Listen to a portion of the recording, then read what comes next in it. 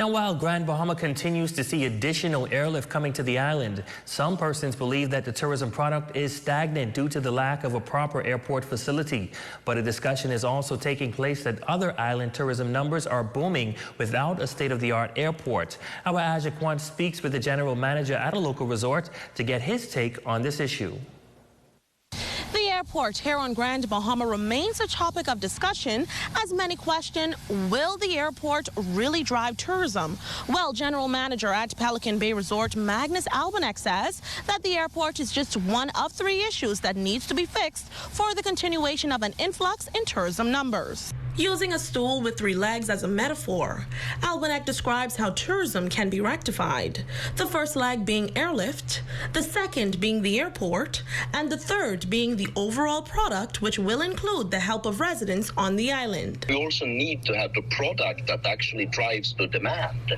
And we don't have that many hotels that attract that clientele at this present moment that are open.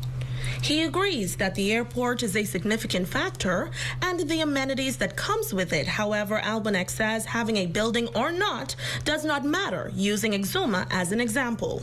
What is it now? 15 years ago, the 4 Seasons in Exuma failed. 4 Seasons, the leading hotel brand in the world, owned by a Japanese conglomerate. And it was closed for 2 years. And then Sandals came in and bought the old 4 Seasons. And that was what kickstarted the boom that Exumas is going through at the moment. In October of this year, Deputy Prime Minister the Honorable I. Chester Cooper, speaking with the media, noted that Exuma's growth has severely outstripped the capacity of their infrastructure, with tourist arrivals at 22%. Many believe that this is a clear indication that the structure has no part in the amount of tourists coming to an island. Magnus Albanek also believes that the government is too doing what they can for the island of Grand Bahama, but the issues are not an easy fix. We can blame it on pandemic and Dorian and Matthew and Jean and Francis, but the downturn in Grand Bahama has been now 25, 30 years. So, you know, it's a long-term project to turn Grand Bahama around, and it's not going to happen overnight.